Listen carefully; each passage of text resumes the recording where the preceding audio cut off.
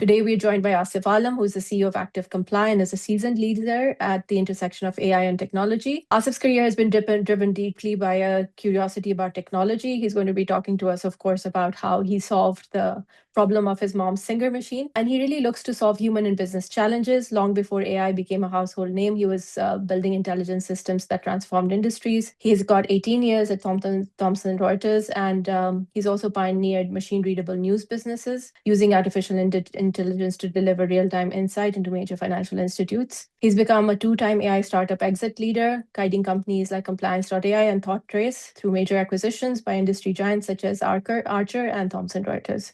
So Asif, thank you and welcome to this wonderful podcast that we have with Raza Rumi. We're calling them These American Portraits. We're really grateful for your time and for you to be here today. Thank you very much, Aisha. Glad to be here, and thank you very much for the invitation. Looking forward to the discussion. So the discussion is really about essentially what we are calling this beast and this wonderful thing called AI. But let me start with your childhood. When you were younger, what is it that in your environment, perhaps your what we call in Pakistan the upbringing, in the way that you were nurtured, the values that you had, the discipline that you had, made you turn into a tech geek? Aisha, I grew up in Karachi before coming to US, and when I grew up in an environment, frankly, where technical curiosity was essentially the family language. My father was an engineer, and by extension, most of his friends were engineers as well. So from a very young age, I remember vividly, I was immersed in a world where the standard, if you will, response to any problem was to take it apart and figure it out how it works. Mm.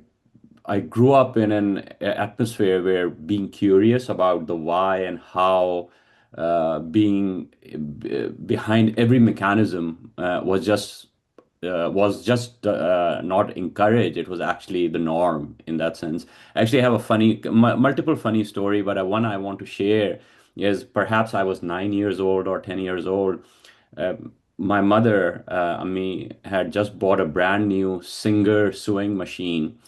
And I could hear, even though it was new, I could hear a noise coming out. So one fine afternoon, when she was sleeping, I became incredibly curious about, as I saw it, unnecessary noise it was making. And again, driven by that engineer's itch, I decided to deconstruct the entire thing to find the source. Well, let's just say I was much better at deconstructing the phase than reassembling the phase. And of course, Abu and Ammi were very mad at me because I was not able to put it back. But just to give you that, that Mm. drive, that fundamental things of what it is. Mm. And as as I completed my degree and I got into the work, that's what has led me to spend my career at very early at the intersection of AI and financial services and global financial services. Essentially what you call following your curiosity, and the that's interesting. What would you tell parents who want their children to survive in this future age of AI? And we'll talk about both the fear and the optimism of it. But what would you tell parents? What kind of environment should children have? I have two adult kids. One is my daughter is in law, and my son is a junior. And I say this to them always that I break it up into multiple things, Aisha. One is focus on problem solving, regardless of what you're doing. Don't just teach them to use tools, teach them to identify and solve problems. Second, critical thinking, incredibly important, and especially in an AI driven future, thinking is the ultimate differentiator of what can you do differently, curiosity. The third thing I say to everybody is be tech bilingual. And what I mean by that is that help them understand both the technical side of how, but also the human impact of what is the solution you're providing. And last thing, human judgment is key. I feel like where AI is sitting right now, we think that AI can do everything by itself. But my point of view is that literacy in AI is about maintaining the human judgment, if you will, right? That machine simply cannot replicate. Mm. And that instills confidence in you of what you can do with AI as a, as this very powerful thing that you have in your hand instead of being afraid of. So I have two similar questions for you. So one for generation above me, which is my mom's generation. Say, both my mom and your mom had Singer machines. What would you say to them to explain what AI is in three simple terms? What is it? Yeah, so the first thing I would say is that AI doesn't think like a person. This is Everybody needs to understand that. It uses massive amount of past data to predict what should happen next. One, Mm, very important thing. The second thing is that it's a co-pilot, not an autopilot. What I mean by that is that it is best used as an assistant to handle, any repetitive task like organizing schedules or summarizing long documents or, all those things, right? And third thing that is extremely, extremely important is trust but verify.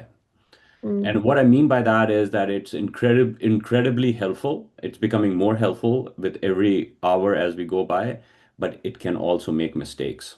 So mm. it always The needs. hallucinations, essentially. Yeah, exactly. Yeah. So it always needs a human expert to check the final result. Mm, One of the key things that I feel like, again, going back to a little bit of work, that is a part that I feel is integral. Going back to my Thomson Reuters days to right now where I am at ActiveComply in between, that human expert has been critical in making sure that when you use AI in a business environment, how does it work? So that's key to me.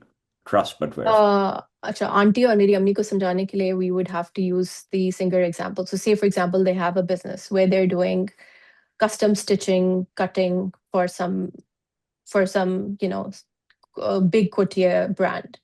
How can AI help them if the bobbin is broken, if they have orders when there's a scheduling issue, if the color doesn't match? What are some of the practical uses you could give them?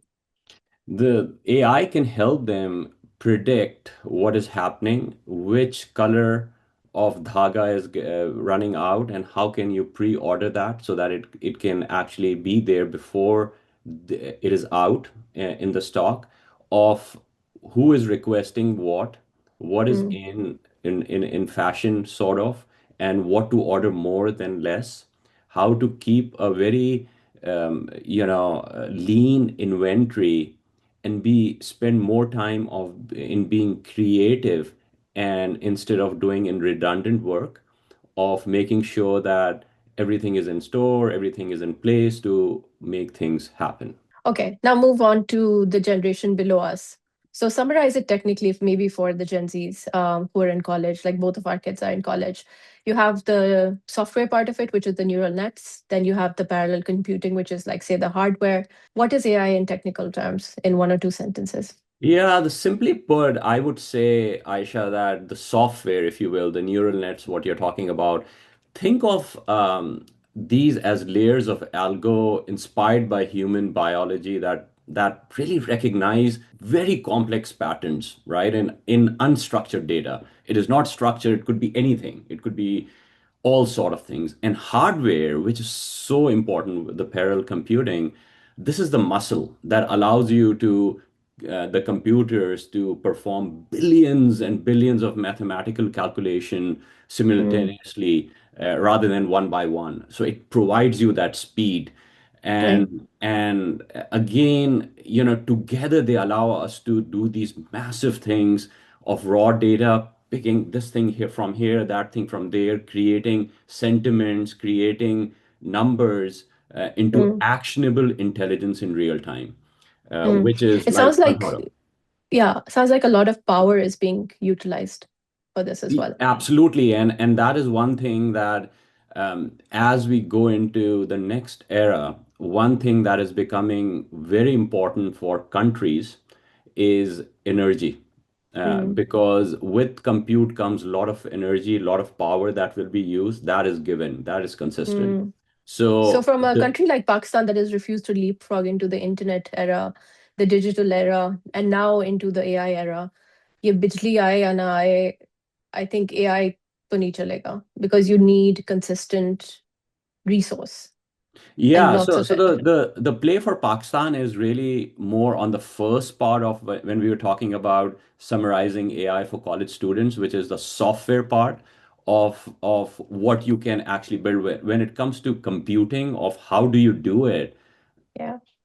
yes, Pakistan is far behind in that, and frankly, lot of countries. I think China has done incredibly well in that space for many reasons, and we here in the U.S. also.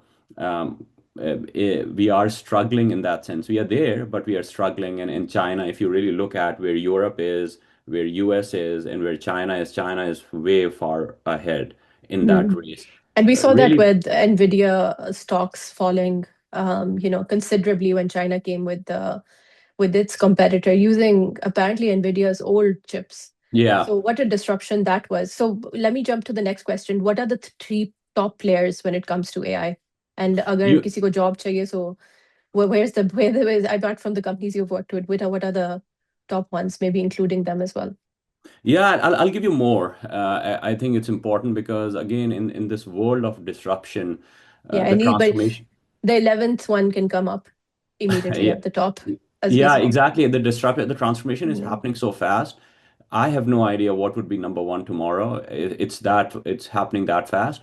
But going to your question, I would definitely put NVIDIA in there, which is really a hardware play.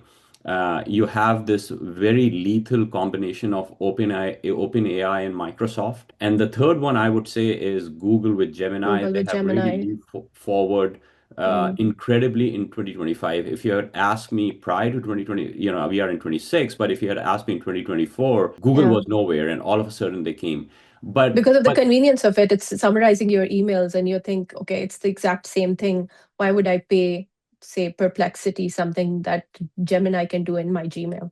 yeah, yeah, it's consolidating, it's bringing everything in there, and and and then there are new incomers. So OpenAI, for that matter, was no one till it became a very big company. And then they had this thing with Microsoft. So most recently, actually, the last 2 weeks, there is new thing called Malt Bot, MOLTBOT, that has become a thing. Mm. Incredibly powerful claw bots and Malt bots and all these things, which is transforming beyond our imagination of things Mm. it can do. So those are big companies, Aisha, that is doing. The second part where I get excited about and what I have built my career on is really what I call pragmatic specialists within the AI world, like company like mine, ActiveComply and all that, which focuses on a very specific problem and how do you actually solve that. So ActiveComply is about social media compliance. My company prior to that was about reg change management and things like that. So how do you take a very specific and so again for young generation who's looking for solving these big massive problems, there are various ways to solve that. One is to, yes, look at that very big problem, but the second Mm. thing I always say is to really make things in bite sizes. And how do you solve problem in bite sizes? And then you can boil the ocean eventually. Yeah. So there are multiple ways to do that. So I would not name three. I would say that go beyond and look in the pragmatic specialism, look Right. at the big companies. Any of your favorites, especially those that are also ethical, because AI also has a huge ethical component to it now as well. The issue with I agree with ethical thing, Aisha. I think like any I have a perspective on that, and my perspective is that with any new innovation, like even though AI has been for thousands or well hundreds of many years, right? It takes a while to to have the right regulations in place. I'm obviously I if you look at my career, I have worked on regulation and compliance for the reason that I feel it's we all need to be ethical and all those things.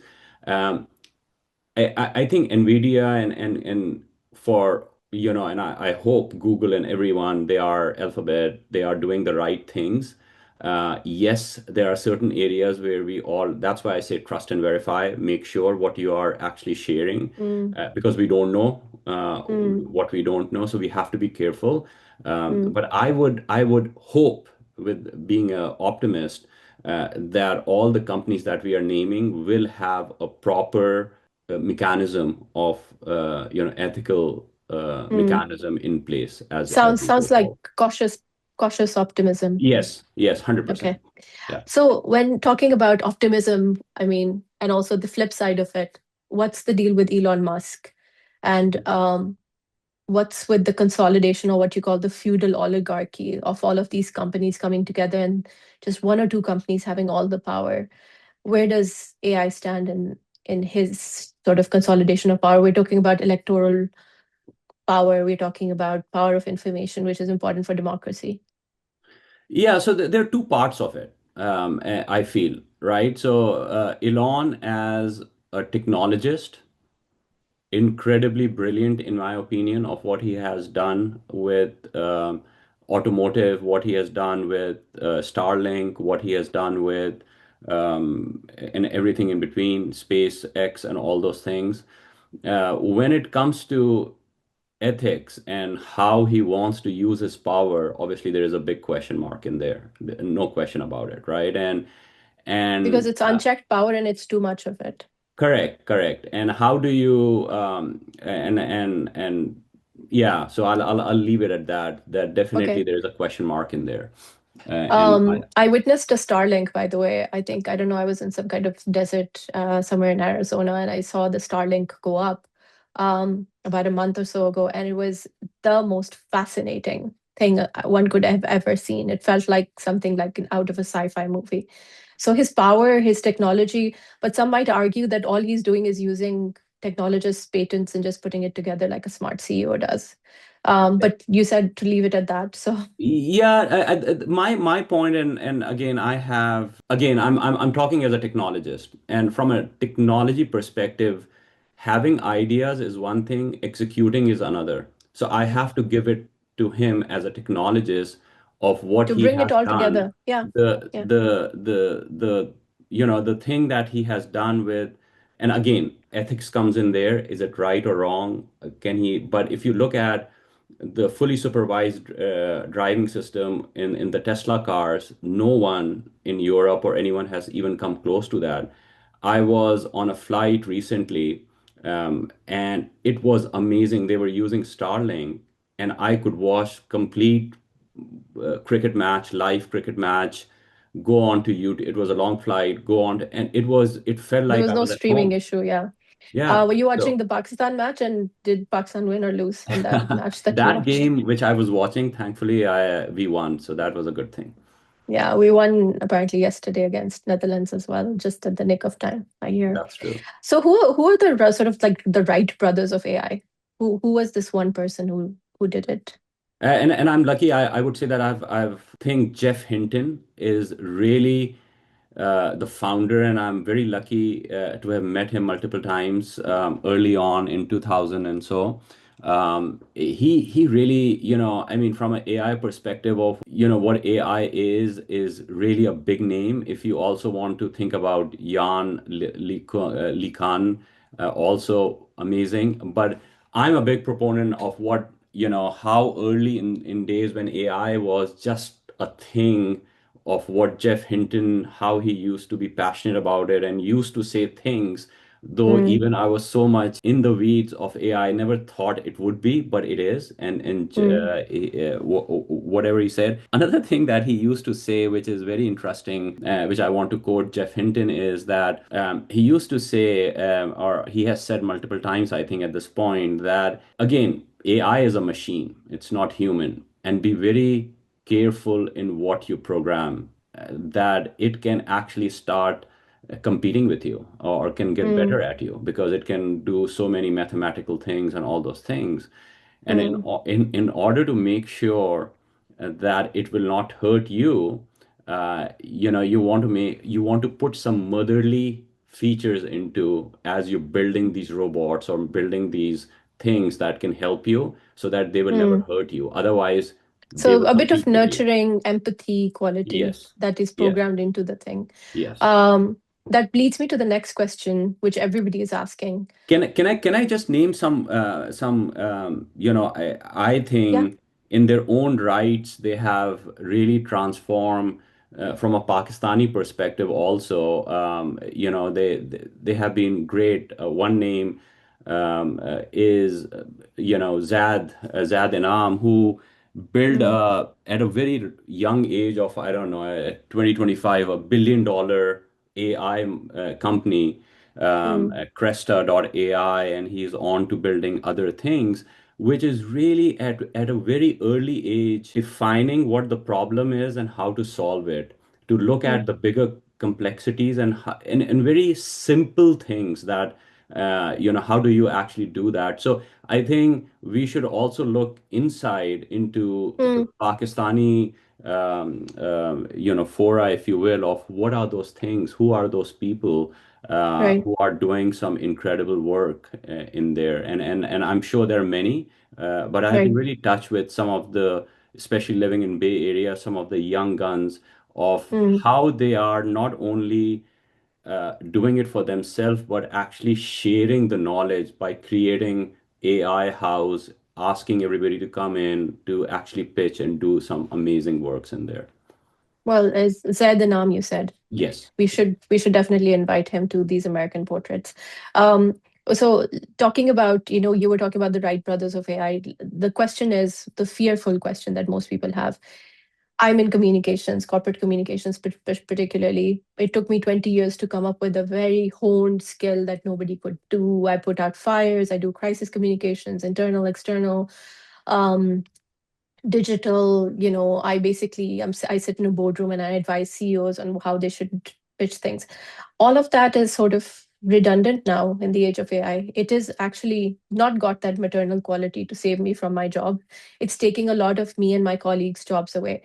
What would you say to that, and how do I AI proof my career? Aisha, I feel like, and I truly believe that AI isn't taking jobs. Mm. A It's human augmenting using, them. Mm. yeah, AI using AI is taking your job, right? And in many ways, Mm. I feel that's what, and I tell this to my kids and anyone I meet also, that think of AI, as I said earlier, that it really excels at high volume, repetitive tasks, right? Like analyzing complex. So even if we go back and look, let me give you another example that when so I used to be in New York when the 2008 financial debacle happened, when whole the market fell down, and I used to work very closely with the Wall Street, the big banks and whatnot. And I remember vividly, very vividly, that at that time, when I used to go and meet with the executives, I used to talk about cloud, of how cloud can actually help you. And the answer I used to get was, oh no, it's a nice to have, it's not a must have. The financial crisis happened. All of a sudden there was a lot of job losses, a lot of different things, and it created a must have scenario of Mm. bringing every all the data together, of lot of few people doing a lot of different work. So cloud became a necessity. And eventually, if you look at the cloud business right now, it has hundreds of thousands of people working in that in different things. Forget about Amazon and Google and Microsoft, even the economy it built around it. I feel the same with AI, that yes, there is a time of inflection of where right now it's transforming very quickly. And there is a fear of, that, hey, is it taking my job? Yes, in a way it is, of the repetitive or all those things. But I think human in general are, they persevere through anything. And this is Mm. a very minute thing, and we will learn how to coexist with AI, actually build businesses, more businesses around AI. So I think Mm. it's a matter of time as we are going through the transformation disruption through AI, that things will open up. Our thing, again, I go back to what I said earlier when you asked me about what should I tell the younger generation and all that. Always think about critical thinking, because that is what's happening now. I think those are some of the key aspects that if we keep, and we always think about those things. I think those are very important thing that, in my opinion, in any time near future, machines or AI or anything of the next gen AI cannot do. So It's similar to what I think Jack Ma said at I think Davos a couple of years ago, where someone asked him, "What's the one thing computers cannot take away from us?" And he said, "Soft skills. yeah, yeah, Kindness, just knowing how to talk to one another." Because you look at the new generation, they really struggle with having a conversation with a stranger. So those skills are again things that will be more and more valuable in the new world. Um, which takes me to the question about, we talked about young people. Is there going to be an AI gender divide? Like, will AI be doing a lot of the, what you called, I don't know, there were a lot of people saying we can't wait for the robot to be made so that they can wash our dishes. Will it, for example, allow women to go into the workforce a little easier? What are some of the gender implications of the AI world, say, in the next 20 years? I think it's more about democratization. AI truly has the potential to be a great equalizer, if anything, Aisha, by Mm, providing anyone with access to high level technical and analytical skills, regardless of. So it's again, there is, the onus would be on how creative you are, how critically you're thinking. Are you looking at the problem and trying to solve that problem, regardless of who you are and mm, where you come from, um and I think it goes beyond gender. It goes, it will, obviously globalization became a great word, then it became a bad word, and I don't know where we are in between in there. But I feel like AI can really break those barriers of some of the things that we are seeing across the world of what AI can do and what you can build across. It's just amazing, mm, to say the least. So I think gender, in my opinion, obviously it will not. Of course, there is a risk of bias because at the end of the day, it yeah. is a machine, right? Weapons of math destruction, as that Yes. book said. Yeah. And we saw this with the internet as well. The internet came, they said, oh, it's a great equalizer. Women will have access to knowledge. And what we saw was just the same level, whatever society had, those with power became more powerful, those without power had less power. And it just, expanded the polarization. So I suppose that the fear with AI will be the same, unless, of course, there is some kind of what you said, the feminine power coded into AI. And I think that there's a lot of effort to do that, to be sensitive towards that, hopefully. Yeah, yeah, and I think so. I'll again go back and repeat myself as trust and verify the risk of bias, the Mm, being vigilant about algo bias, mm, right? That do not make those machines in that very particular way that it actually becomes bias. mm, And to me, it is just so. To me, yes, it's a AI thing, but again, it's more about trust and verification of doing the right thing, being ethical, empathy, and all those things, mm, because that risk of bias exists in everything we do, in mm, in the communities we live in the global world we live in, and so on forth. So it's all about, I think, that's to me is very important. And the other thing that is actually we will see more is that as we are entering the world of supposedly robotics, right, which can do so many things, the human element of caregiving and empathy remains one of the hardest thing to automate, in my yeah. opinion. So what would it But as mean? a woman, I would really hope that some of it is automated because it's very repetitive, to be honest. I hear you. I hear you. How many So how many diapers can you change? that's true. That's true. Okay, so let me ask you this, some fun questions. There's something called prompt engineering, right? So you are only as smart as the questions that you tell AI or the framework that you give AI. Let me throw some things at you, and why don't you give me a prompt engineer response to it? So, say, for example, I want to make um, lasagna tonight, and I take a picture of what's in my fridge and I upload it and I say, make me lasagna with these ingredients. How would you prompt engineer that? So you're saying that how would I program What it? question would you like? I would only say, tell me what to make. I want to make lasagna. These are the ingredients.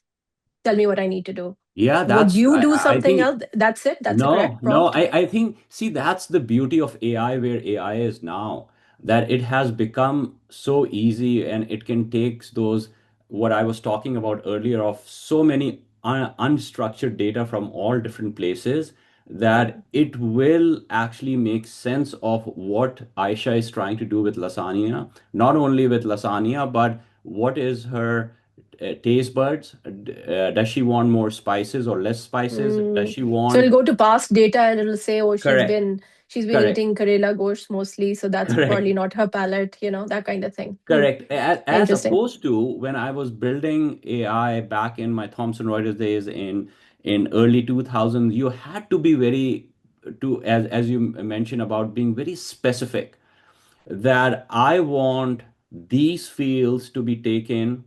If I'm let's say if I'm taking news and I want to make it into a machine readable news, and then I want to create sentiment out of it. I had to be very specific about it, of what information I want to capture and extract out of a specific data, and then go somewhere else and do the. You don't have to do that anymore. It's Okay, literally second use. prompt. Second prompt. I am, say, hypothetically looking for a job in the Greater Bay Area, right?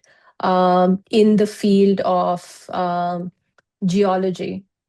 How would I prompt engineer this? I would say, as a layperson, give me the avenues or the websites or the job sites I would search geology jobs as a geologist in the Bay Area. Would you all do it what any you differently? all what you would do is, again, provide some information, which would potentially be that in this case, maybe you are a geology major, or on your resume you have some geology jobs in there, or perhaps you are not, and you have an interest that you had a degree in geology, and so just do that I only have a year of experience, but I otherwise I have 15 years of experience, and I want to now focus back on geology, to look for companies that are looking in that sense, and it will provide you answers to who are those companies who are more risk takers, in the sense Mm, of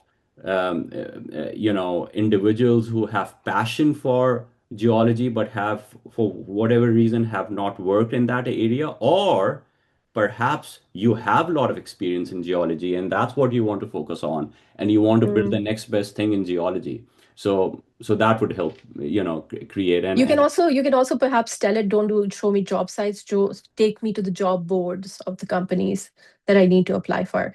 And in fact, create my cover letter, edit my everything. resume, prepare me for the interview as well. What is now, you tell me, what is the most, when you said it's amazing what AI can do, what are the things you've been wowed at? Like you just put in a prompt and you've been like, whoa, I can't believe it gave me that. Like, how smart is this thing? Have you had experiences where you've been Yes. taken aback? You Yeah, can yeah, share because those with us.